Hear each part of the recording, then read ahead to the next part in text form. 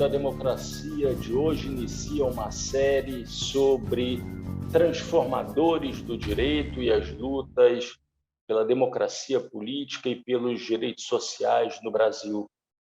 Abrindo essa série, nós recebemos o advogado popular e pré-candidato ao governo do Estado de Pernambuco pelo PSOL, João Arnaldo Novaes.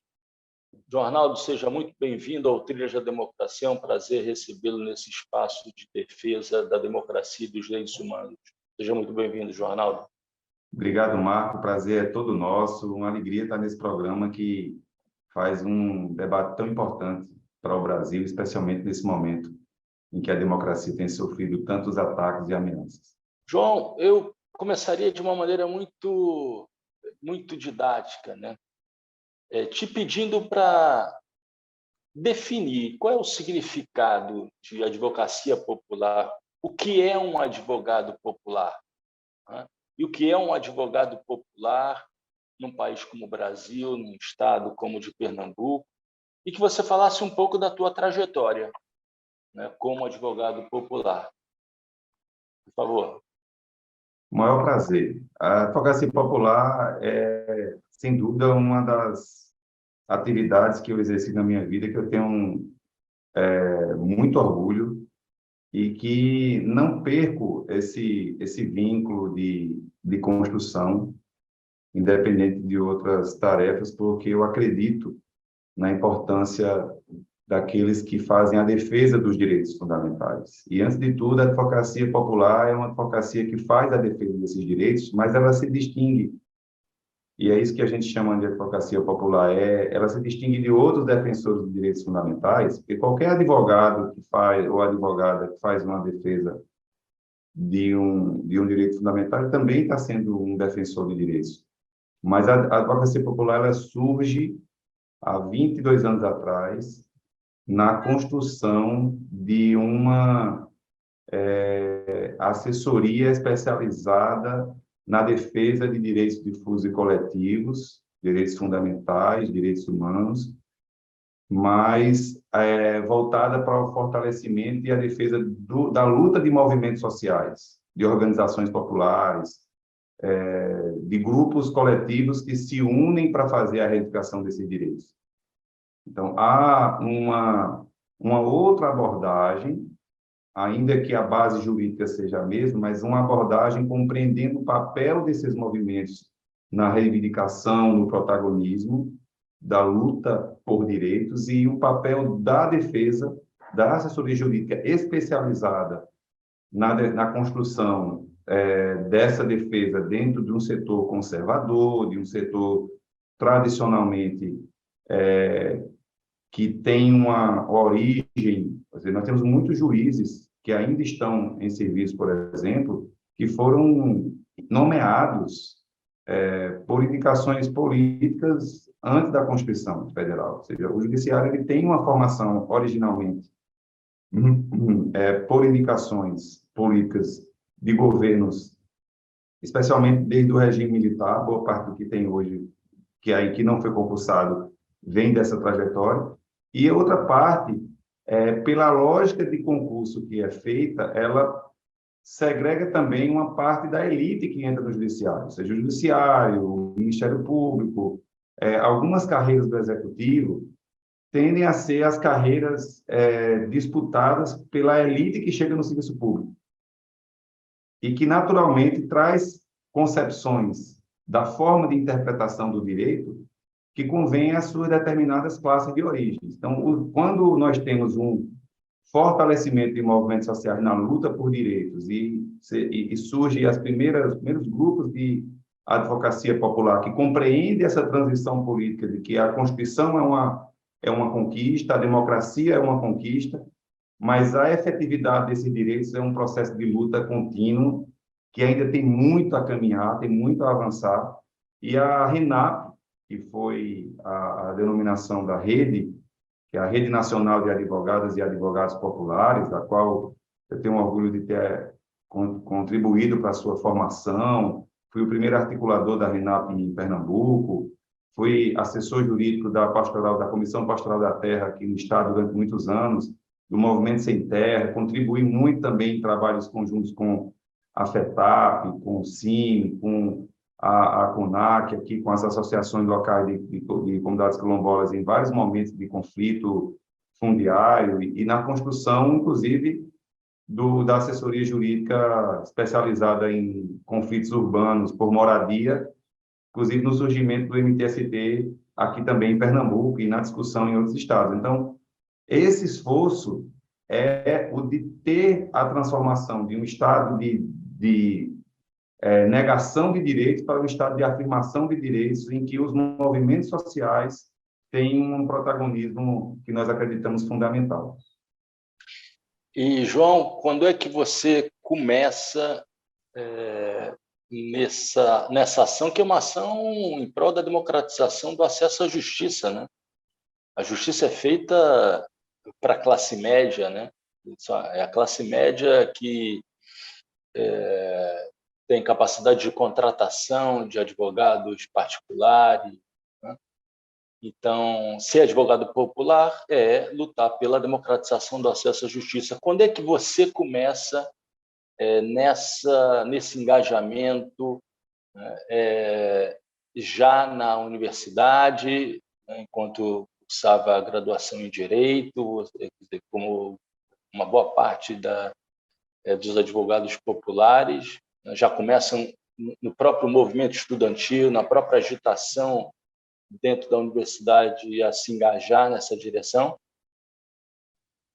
Eu acredito que eu começo ainda na adolescência, porque eu nasci no sertão de Pernambuco, na cidade de Salgueiro. Todos sabem que o sertão de Pernambuco, o coração do sertão, ele fica no chamado Polígono das Secas, e uma das coisas que caracterizam o semiárido nordestino é a alta concentração de terras e uma profunda injustiça social. Nós temos isso é intensificado também e fica muito mais evidente e dramático quando nós temos períodos de secas de estiagem prolongadas, quando a caracterização e o público que tem maior dificuldade financeira, especialmente que não são detentores de propriedade rural, que não tem uma habitação própria, sofrem maior precariedade, e isso levava muitas levas de famílias migrando por conta da fome. Eram pessoas que viviam em propriedades de grandes proprietários de terra que não recebiam sequer salário, a relação era apenas de divisão da produção. Era uma forma, vamos dizer assim, aparentemente menos cruel do que a escravidão, mas que a produção, quando ela acontecia, quando era um ano bom de chuva, porque não existia nenhum tipo de política pública que chegasse nessa área do Nordeste, para os grupos sociais vulneráveis, toda a política era terceirizada por meio dos chamados coronéis. Isso foi a República dos Coronéis, como nós conhecemos, que ficou assim conhecida entre a década de 20 a 50, e que para muita gente ela acabou nesse período. Na verdade, ela foi remoldada, e aí a gente pode falar melhor nisso depois, mas ela marcou uma lógica de como o poder público faz a relação política com os territórios de áreas vulneráveis a partir dessas representações políticas tradicionais, e a população ficou tanto tempo marginalizada. Esse, inclusive, foi um dos grandes diferenciais, por exemplo, do Bolsa Família, que fazia o recurso chegar direto nas famílias, sem essa intermediação do chamado coronel político da região. Isso me dava muita indignação na época em que eu vivia no sertão ainda, porque a gente via nas casas todos os dias pessoas sendo passando nas horas das refeições com uma vasilha de margarina para tentar comer alguma coisa. E a gente, quando ia ao fundo das histórias, descobria que tinha muito conflito fundiário, muita expulsão e uma omissão completa do Estado, do poder público em geral, para fazer com que essa condição fosse amenizada, essa tragédia fosse amenizada. E isso me deixava com muita revolta, porque eu acreditava que podia ser diferente, mas eu não entendia tão bem a origem e as possibilidades de mudar esse problema. Foi aí que eu decidi, eu queria muito estudar, não fazer ter acesso a um curso superior, e não tinha universidade no interior, minha mãe era professora da rede municipal, o que a gente tinha era para conseguir evitar a fome, mas e ter um local para morar, mas não havia a menor possibilidade de eu ir morar no Recife ou em outra capital para conseguir ter acesso à universidade, que na época era a única forma de se chegar a um curso superior. E aí eu consegui ter um acesso a uma vaga na Casa do Estudante de Pernambuco, num processo de seleção, que era uma casa que fica no bairro do Derby, uma casa construída há 80 anos atrás por estudantes, inclusive Capiba, por exemplo, foi um dos articuladores, eles faziam shows para arrecadar dinheiro, para construir uma casa para acolher estudantes, porque ele passou por isso quando saiu de Surubim, não tinha como sobreviver no Recife, e ele disse, eu vou ajudar a construir uma casa para acolher esses estudantes do interior. E muitas outras personalidades que tiveram origens similares passaram por essa casa, porque muita gente, que além dos filhos dos coronéis, só tinha condições de chegar a um acesso de ensino na capital, do ensino superior, aqueles que passavam pela Casa do Estudante de Pernambuco. E eu tive a sorte de ter esse acesso, porque isso significou passar por um funil, que a maior parte da população não passava, não passa. É um funil muito estreito. E aí eu comecei a ter a compreensão do que significa uma política pública, uma oportunidade para reduzir desigualdades e quanto ela permite que você possa progredir coletivamente, não só como indivíduo, mas como uma sociedade como um todo.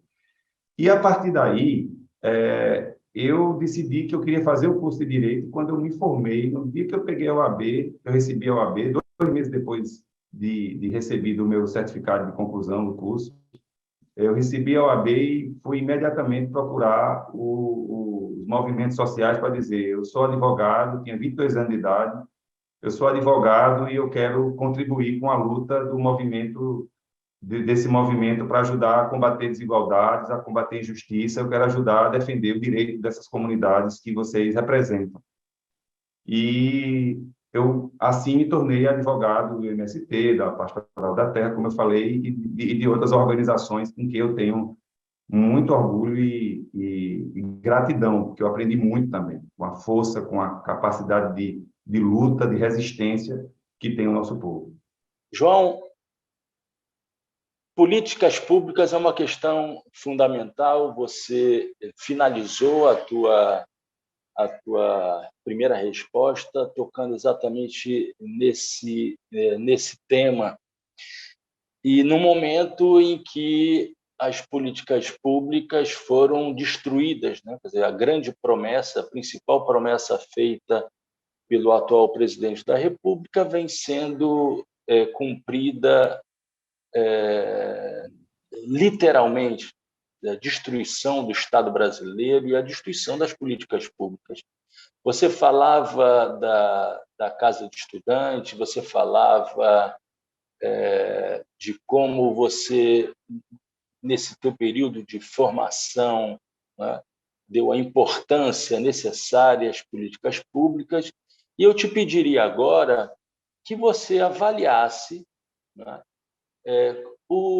os retrocessos ocorridos no Brasil desde o golpe de 2016, passando pelos últimos 3 anos e meio, quase 4 anos de destruição nacional do governo Bolsonaro. Por favor, João. Então, Marco, eu gosto muito de fazer uma comparação com esse processo de retrocessos a partir do histórico de lutas por direitos, porque nunca houve uma concessão de direito ao povo trabalhador brasileiro e de nenhum outro país. A classe trabalhadora, ela antes de tudo, teve que se mobilizar muito, teve que lutar muito para conquistar direitos básicos, fundamentais. A jornada de trabalho, o direito ao voto. É importante que a gente lembre que há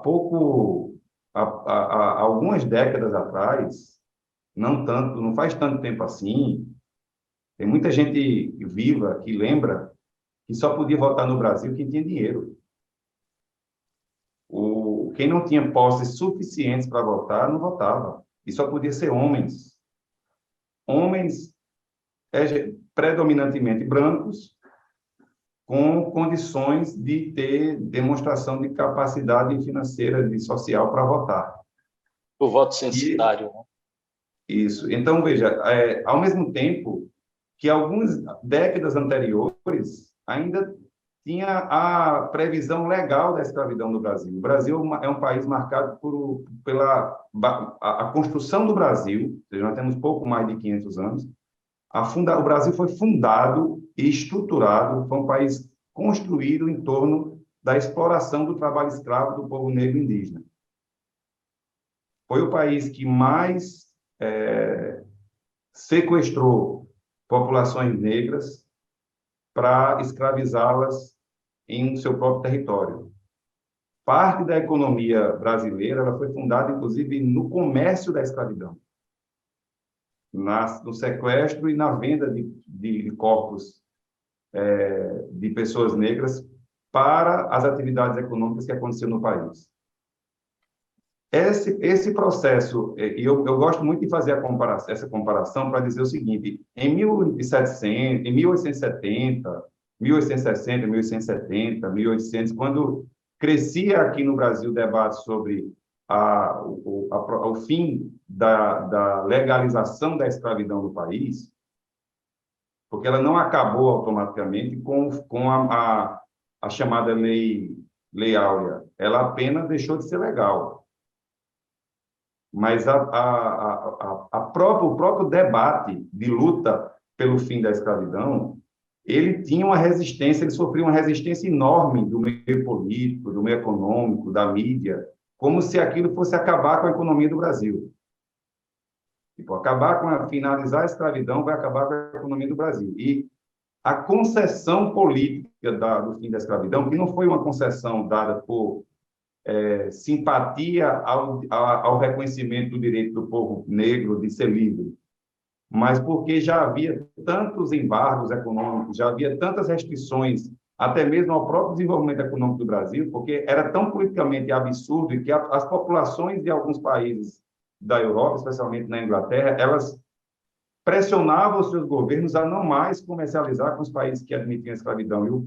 Por isso, o Brasil foi o último país, inclusive. Ele só decretou o fim da escravidão sob muita resistência, inclusive, da elite brasileira, e naquela época era um pouco mais dominada pela aristocracia rural do que hoje.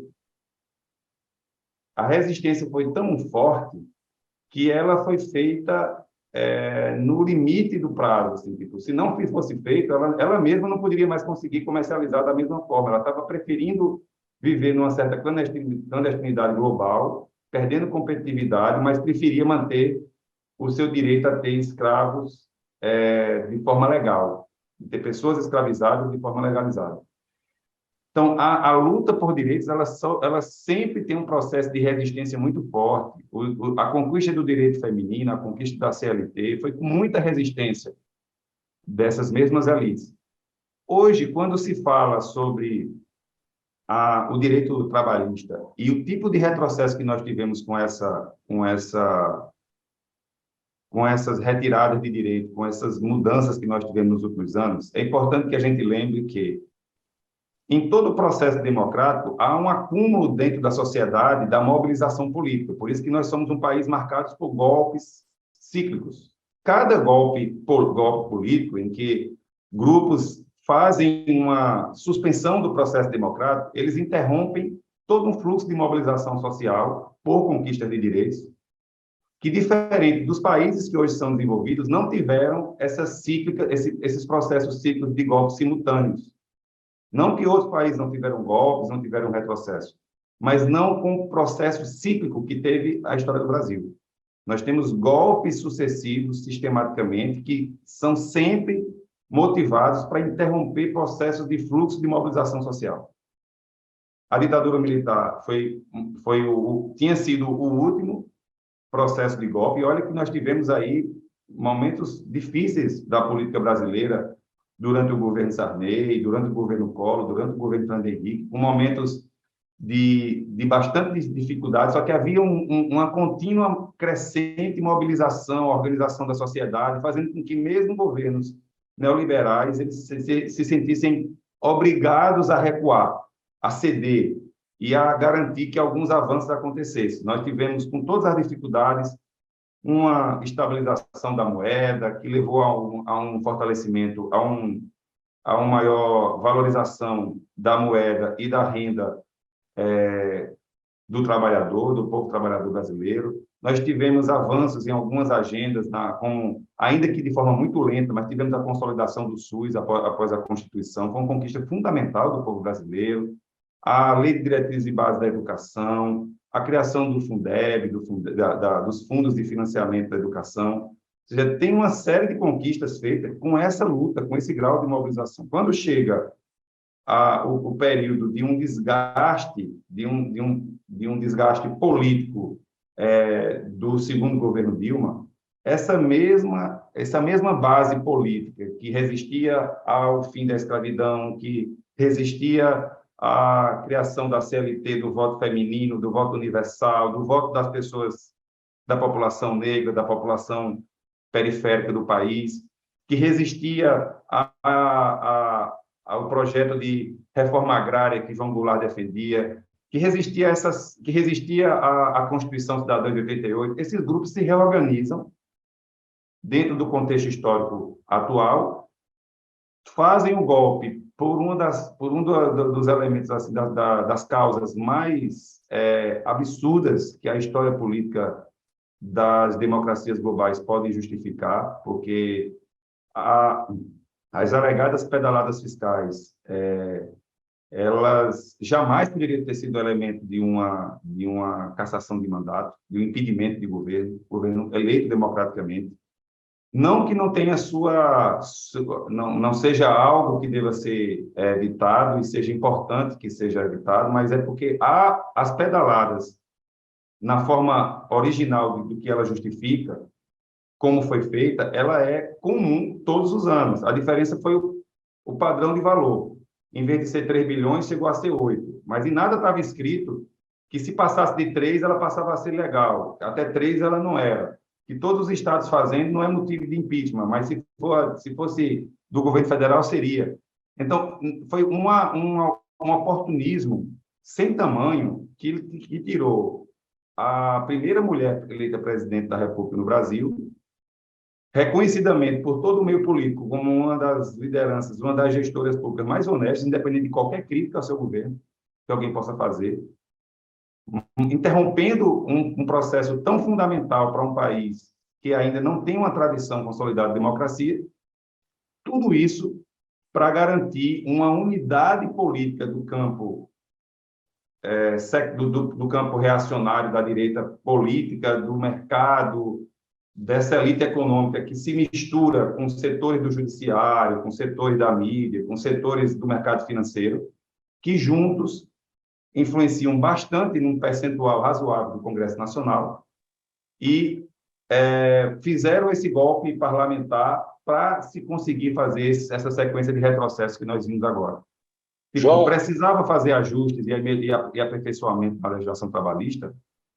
Com certeza, sim. Eu, particularmente, já defendia que vários especialistas em direito do trabalho já defendiam que algumas melhoras poderiam acontecer. Só que as melhoras você senta com os trabalhadores, escuta também a opinião do setor empresarial, conversa, busca, como agora acabou de ser feito na Espanha, para corrigir o retrocesso que aconteceu no governo anterior, conservador, que fez uma reforma similar que foi feita por Temer depois do golpe aqui, e que não levou ao aumento de empregos como eles prometiam na Espanha, piorou, precarizou mais ainda a vida do povo espanhol, a vida do trabalhador espanhol, e agora o povo espanhol levou o Partido Socialista da Espanha com uma agenda, inclusive, à esquerda do que tinha sido na gestão anterior do Partido Socialista, tanto que unificou um campo de esquerda mais amplo, que é o que nós acreditamos que é o caminho para o Brasil nessa conjuntura, e reconstituiu um cenário de pacto social por direitos, que é o caminho que nós temos que que trilhar nessa nova era pós-fascismo no poder, no governo brasileiro. João, você, na última resposta, na verdade, fez um tratado sobre aquilo que Gessé Souza chama da elite do atraso, né? De como essa elite do atraso nutriu e colocou em prática um projeto antipopular durante toda a sua história, né? E o que nós vemos hoje é mais uma volta no parafuso desse processo. Eu queria que nós direcionássemos o nosso olhar agora para o estado de Pernambuco, que é marcado por uma fração, né, dessa elite do atraso, que me desculpem a redundância, mais atrasada, né? Você, com a tua experiência de ter nascido, vivido uma parte da tua vida no sertão, na cidade de Salgueiro, depois de ter vindo para a região metropolitana do Recife, ou seja, você tem conhecimento de causa tanto da vida no interior do estado quanto, digamos, na cidade grande, né? Quais são os principais problemas, quais são os principais nós que precisam ser desatados para que se realize, volte a se sonhar no estado de Pernambuco um projeto popular? Eu gosto muito de começar lembrando, para quando a gente fala de Pernambuco, nós temos que lembrar que o modelo da Casa Grande da Senzala, ele foi construído em Pernambuco. Ele se reproduziu no Brasil em outras dinâmicas, inclusive com outros setores, com outros ciclos econômicos. Mas a lógica da Casa Grande de Senzala, que se impregnou na estrutura social brasileira, ela foi construída aqui, nos engenhos de cana, em que esse tipo de exploração da força de trabalho de uma população predominantemente negra aqui no estado, depois da dizimação do povo indígena, ela se baseou nessa exploração do trabalho para um superenriquecimento de uma pequena parcela da população que era dona dos meios de produção, terra e indústria. Essa realidade não enfrentada do ponto de vista da questão estrutural, ela reflete, por exemplo, que quando nós passamos a ter um período de recessão econômica como esse, mais profundo no país, em que as condições de desemprego e fome ampliam, aqui o impacto é maior ainda. Um resultado, uma pesquisa recente, publicada pelo IBGE na última semana, mostra que Pernambuco é hoje um dos 4 estados com maior desigualdade social do Brasil e com um dos maiores percentuais da população em pobreza, em condição de pobreza e extrema pobreza. Quase 50% do povo de Pernambuco vive em uma condição de pobreza, que é uma limitação muito forte das condições de consumo, e uma população em extrema pobreza que tem na própria alimentação um comprometimento de condições básicas. Há uma estimativa de quase 22% da população do estado que acorda de manhã sem ter certeza, sem saber o que vai comer ao longo do dia. Que cada dia é um dia de luta para conseguir garantir as refeições que vão alimentar a família. Apesar de tudo isso, nós temos também um estado que tem um orçamento por volta de 40 a 44 bilhões de reais anualmente e que tem uma organização orçamentária muito voltada para a manutenção das lógicas de produção das condições econômicas que, de certa forma, reproduzem, em parte, esse ambiente de desigualdade. Isso é histórico. O grande desafio é como superar, de forma estrutural, esse ambiente de ausência de políticas quase que estrutural para um setor da população, que é o setor mais vulnerável. Por exemplo, nós temos alguns incentivos fiscais, algumas políticas de transferência de subsídios financeiros. Muita gente não sabe, mas o setor sucroalcooleiro, esse mesmo que criou a Casa Grande e a Senzala, ele possui, por exemplo, um subsídio de equalização do preço da cana-de-açúcar, que nenhuma outra atividade produtiva do estado de Pernambuco tem. O agricultor familiar que produz um tomate orgânico ou não, que está ali no seu sítio, lutando todos os dias para produzir, se houver uma queda do preço naquele produto e não for viável sequer colher aquele produto pelo custo que está sendo comercializado no mercado, não existe nenhuma política pública, nem mais as federais, porque a Conab foi totalmente esvaziada pelo governo federal, nem existe por conta do Estado hoje, porque a Emater foi destruída pelo governo Jarbas, o IPA hoje está completamente esvaziado, não há nenhuma ação para, por exemplo, intermediação do preço da agricultura familiar, do preço mínimo de um produto básico para alimentar pessoas, ou seja, nós ficamos à mercê das dinâmicas do mercado, cada vez mais controlada por oligopólios. O Grupo Carrefour acabou de comprar a rede, o que antes era uma rede local, que era a rede Bom Preço, que foi comprada pela Walmart, que depois a Big comprou, agora é do Carrefour. Então, você basicamente tem hoje dois oligopólios aqui na região metropolitana que controla toda a intermediação do preço de alimentos, além e ainda há incentivos para os novos atacarejos, que recebem incentivo fiscal para a instalação no Estado. A produção, a intermediação desses produtos, ela basicamente é toda feita por atravessadores controlados por grandes oligopólios multinacionais. Que o Grupo Pão de Açúcar é controlado por uma empresa, pelo Grupo Cassinovo, que é francês, e o Carrefour por outro grupo francês. João, e a questão habitacional? Ela se reflete dentro da mesma lógica. Nós não temos hoje... o grande avanço na política habitacional nos últimos 15 anos, no Brasil, foi o Minha Casa Minha Vida, que deu um salto na construção de habitação.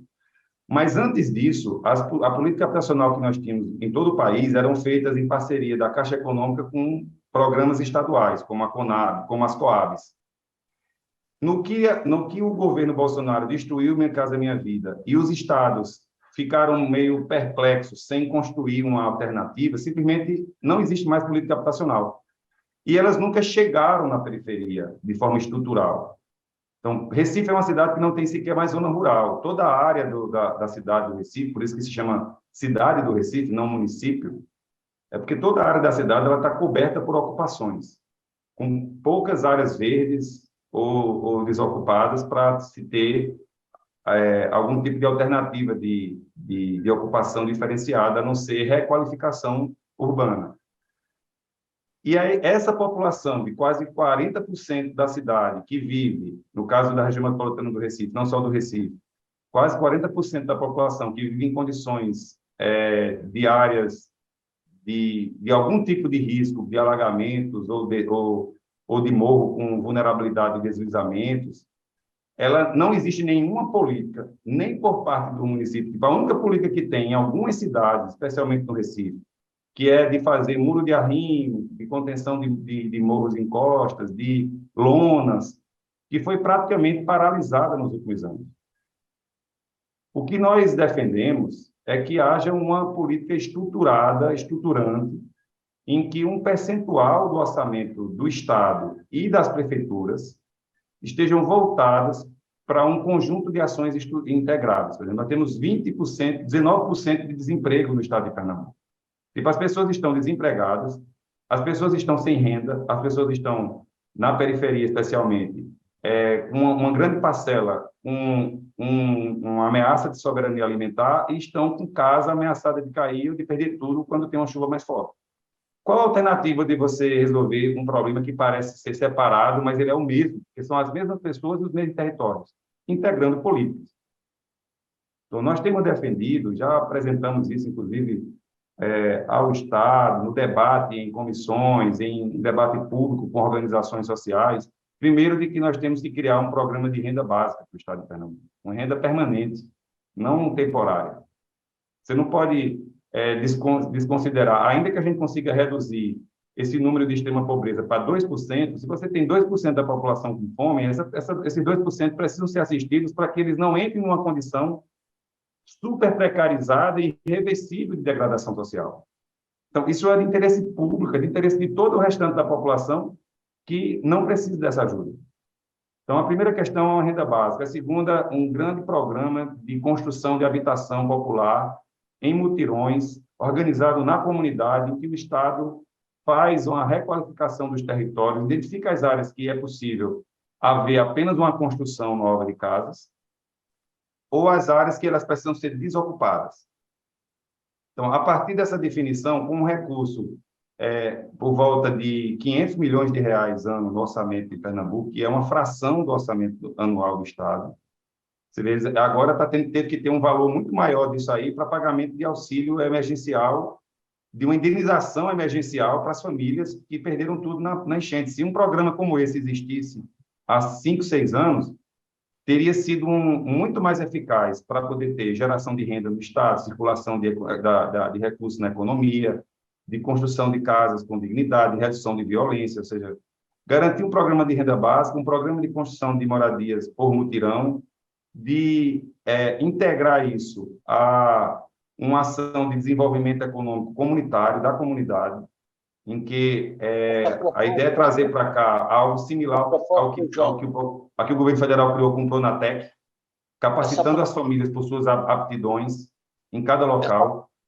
Essa proposta prevê uma articulação, um trabalho de cooperação com os movimentos sociais. Eu estou pensando aqui no trabalho desenvolvido pelos agentes populares de saúde do MST durante a pandemia, no momento mais grave da pandemia, né? Quando o Estado ainda estava zonzo, né? Sem saber qual direção tomar, foi o MST, foram os agentes populares de saúde que salvaram vidas, né? Essa proposta prevê essa parceria? Prevê, especialmente na questão das cozinhas solidárias. A ideia é criar uma cozinha solidária em cada comunidade onde tenha mais de 5% da população com condições de pobreza extrema. Então, onde tem um grupo mínimo de parte daquela, ou seja, em toda a periferia da região metropolitana do Recife, na periferia das cidades do interior de Porto Médio, nas cidades pequenas, uma cozinha solidária pode atender toda a periferia da cidade, porque as distâncias são mais curtas, mas a ideia é ter uma parceria com esses movimentos sociais e com organizações comunitárias locais para a criação dessas cozinhas comunitárias. O salto dessa questão, que é o que nós chamamos de integrar as políticas. A ideia é que o Estado de Pernambuco faça uma parceria. É o que nós propomos no nosso governo, é ter uma parceria com a SEASA, que hoje era uma autarquia do Estado, se tornou uma organização social, naquele modelo do governo Jarbas, de sair criando uma organização social em todos os locais, criando empresas semi-privatizadas, mas que tem uma tradição de que é o Estado ainda que faz a indicação da gestão. Então, enfim, se tornou uma instituição paraestatal, mas a ideia é que tem uma parceria com a SEASA para que a gente possa criar a interiorização da SEASA, criar unidades. Já existem, inclusive, estruturas, galpões feitos pelo Estado, que hoje estão completamente sem utilização. Em quase todas as regiões do Estado já possuem esses galpões. A ideia é que esses galpões sejam gerenciados pela SEASA para fazer compras de produtos da agricultura familiar, parte deles para ir para as escolas, para a alimentação escolar, parte deles para as cozinhas solidárias, e pessoas da comunidade serão contratadas para fazer a produção desses alimentos e a distribuição deles para as pessoas. Nós vamos combater a fome em Pernambuco. A ideia é, em menos de um ano, erradicar a fome em Pernambuco. João, ainda no campo das parcerias, né, eu sou professor universitário, professor da Universidade Federal de Pernambuco, e estamos prestes a entrar numa nova fase da história das universidades, marcada pela curricularização da extensão, né?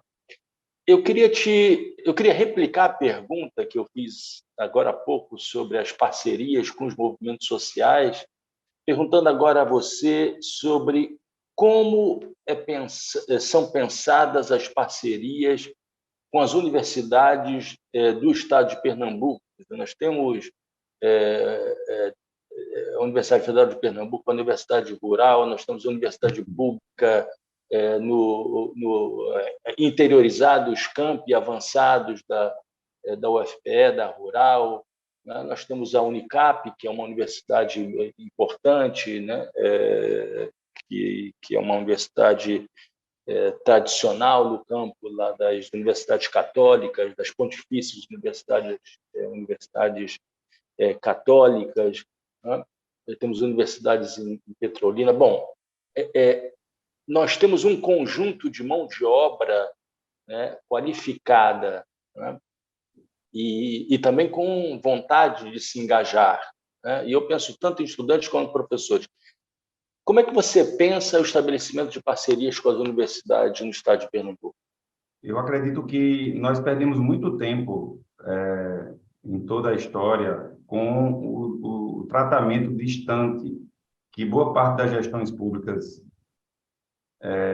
cometeram aí na história, tanto de Pernambuco como em boa parte dos estados brasileiros, na relação com o mundo acadêmico, com o mundo universitário brasileiro. Porque você tem um potencial inteiro dentro da academia de pensar o futuro e de construir o presente como se quer um novo futuro. E é todo um campo de reflexão, mas também de ação, como é para ser a produção da pesquisa, como é o ensino, como é o pensar, a produção do pensamento transformador. Nós defendemos que todas as agendas públicas elas sejam estimuladas a relações em parceria com as universidades. Eu contei aqui na minha história uma realidade que eu tive que deixar a minha terra. Eu não queria ter saído do sertão, porque era a única forma para estudar. Eu precisava estudar, isso eu sabia. Eu queria chegar ao nível superior, a um curso superior, que eu achava que aquela era a minha forma de transformação pessoal, familiar e até da minha comunidade. Mas eu não queria ter que deixar a minha região para isso. Durante o governo Lula, Dilma, especialmente no período do governo Lula, nós tivemos uma multiplicação de universidades e campos universitários por todo o país, inclusive no interior do Nordeste, no interior do Pernambuco.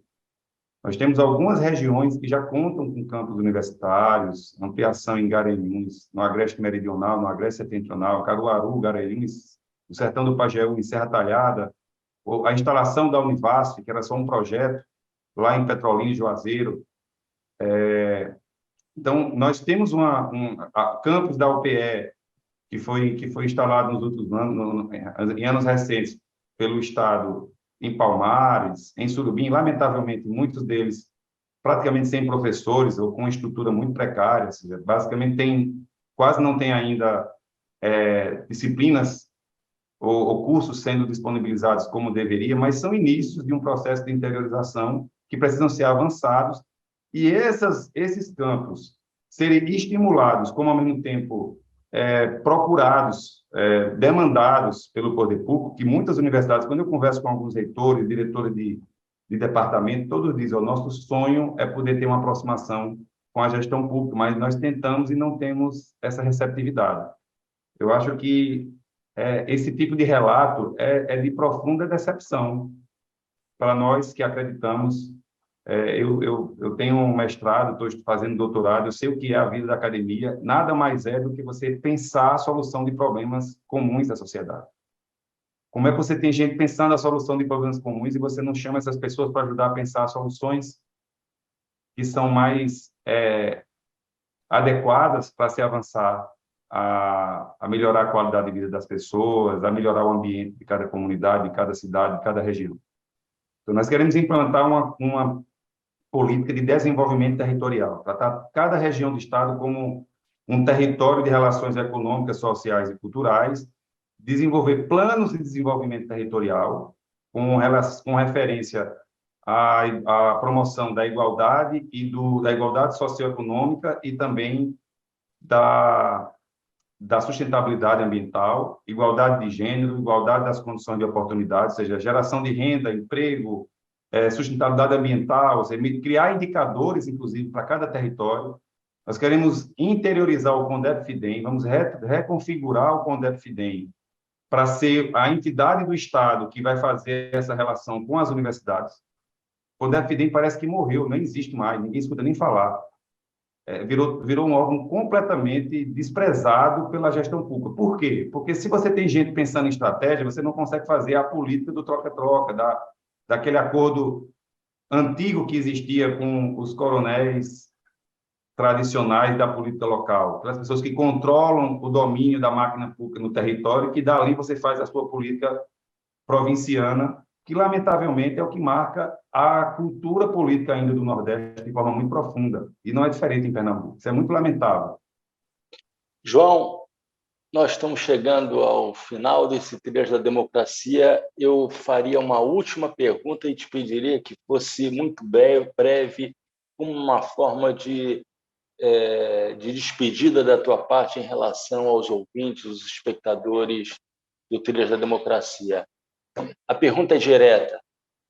Por que um eleitor do ex-presidente Lula, um eleitor que votará em 2 de outubro, daqui a cerca de 90 dias, no ex-presidente Lula, deveria votar também para o governo do estado de Pernambuco em João Arnaldo? Por 2 questões fundamentais. Primeiro, porque nós acreditamos que temos muito em comum no sentido de unidade política para derrotar o bolsonarismo. O Brasil vive um momento de uma tragédia na sua história.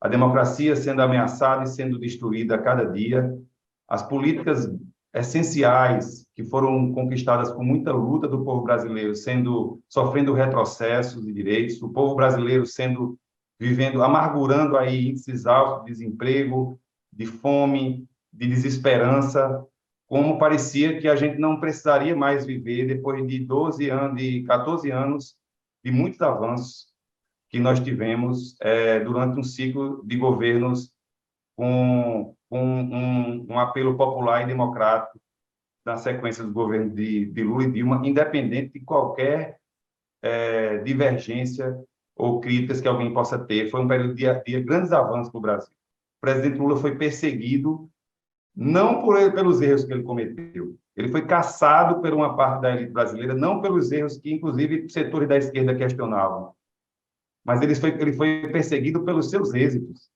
foi perseguido pelos avanços que essa população mais prejudicada e mais sofrida do povo brasileiro recebeu durante esses ciclos. E isso nos aproxima mais ainda quando a gente vê o presidente Lula e o PT acolhendo os 12 pontos programáticos que o pessoal apresentou como condição de uma unidade partidária, em que leva essa nova, diferente do que a gente encontrou, que foi necessário apresentar pelo governo, pela pré-candidatura do presidente Lula em 2001, em 2002, a famosa Carta ao Povo Brasileiro, que era uma inclinação um pouco mais à direita naquele momento, era um gesto ao mercado. Agora, o presidente acolhe os 12 pontos programáticos apresentados pelo PSOL numa sinalização de que é um momento de reconstituição de um projeto mais à esquerda. E, nesse sentido, é importante a gente lembrar onde estavam todos os partidos que hoje disputam conosco a candidatura ao governo do Estado. Todos eles aprovaram o impeachment contra a presidente Dilma. Todos eles votaram hegemonicamente, através dos seus parlamentares, em boa parte dos projetos de retirada de direitos que prejudicaram tanto o povo brasileiro nesses anos de retrocesso de Temer e Bolsonaro. Todos eles, inclusive, participaram ativamente do próprio governo, do próprio golpe articulado por Eduardo Cunha. E nós compreendemos que algum desses partidos eles têm uma vertente de centro-esquerda que nós precisamos resgatá-la. Mas a garantia de ter um governo de Estado que, primeiro, faça transformações que Pernambuco precisa e que ajude a falar através do ouvido esquerdo de Lula para que a gente faça os avanços que o Brasil precisa, é a nossa candidatura, são os nossos candidatos proporcionais a deputado federal, deputado estadual, que vão permitir as condições para o Brasil avançar com as mudanças que o país precisa. E é nesse sentido, nós não temos a menor dúvida, independente do que possa ser dito por conta dos grandes acordos nacionais que são necessários para a gente derrotar o bolsonarismo. Não tenho dúvida nenhuma que a candidatura ao governo do Estado, que mais vai poder contribuir com os avanços e com as mudanças que o governo Lula precisa fazer para o Brasil, é a nossa aqui em Pernambuco, e nós vamos estar juntos para fazer essa grande aliança pela retomada dos direitos, pela conquista de mais direitos pelo nosso povo, e fazer a transformação que eu tenho certeza que Lula tanto queria para o povo de Pernambuco. Quer não ter mais ninguém com fome, quer não ter ninguém desempregado, quer não ter ninguém largado à sorte ou ao azar de ser esquecido, como sempre, nas trincheiras dos morros da periferia, na fome, da seca, sem amparo das estruturas de Estado, e que a gente vai estar junto para fazer essa mudança aí acontecer e ter um povo feliz, com esperança, com um sonho no futuro melhor para todas as gerações futuras. Eu entrevistei João Arnaldo, advogado popular, pré-candidato do PSOL ao governo do estado de Pernambuco. E o Trilhas volta na próxima semana, sempre debatendo e saindo em defesa da democracia e dos direitos humanos. Até lá!